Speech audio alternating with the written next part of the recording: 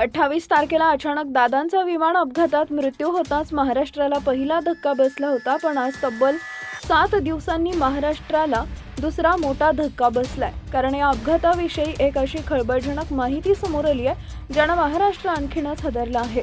ज्यावेळी या विमानात बसलेल्या लोकांची खरी यादी समोर आली त्यामध्ये विमानात 6 जण बसले होते असं सांगण्यात आलं होतं.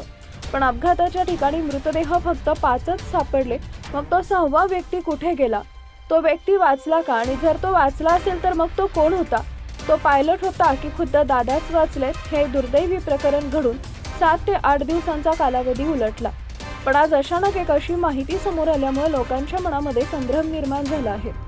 कालपर्यंत टीव्हीवर सांगितलं जात होतं की विमानात 5च जण होते आणि 5 जणांचे मृतदेह सापडले.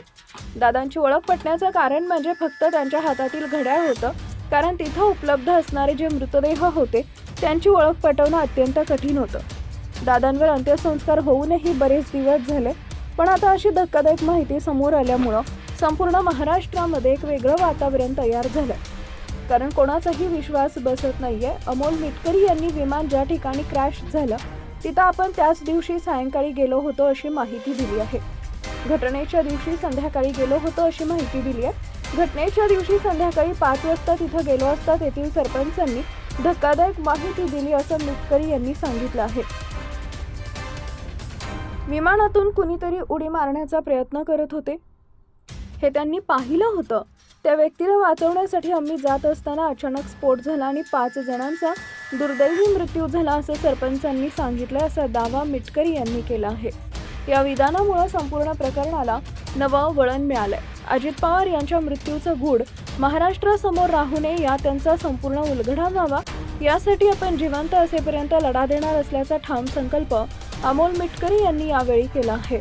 अजित पवार यांचा घातपात झाला असेल तर त्याचा बदला घेणं ही त्याच्यावर प्रेम करणाऱ्या प्रत्येकाची जबाबदारी असल्याचंही ते म्हणाले. यावेळी अमोल मिटकरी यांनी अजित पवारांवर टीका करणाऱ्यांवरही जोरदार निशाणा साधला.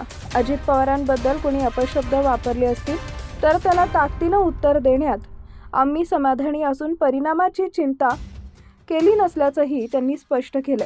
मिटकरी यांनी आणखी एक व्यक्ती महत्त्वाची माहिती उघड करताना सांगितली आहे की सध्या दाखवलं जात असलेला CCTV फुटेज या घटनेच्या दिवशीचा नसून तब्बल 3 महिन्यांपूर्वीचा आहे.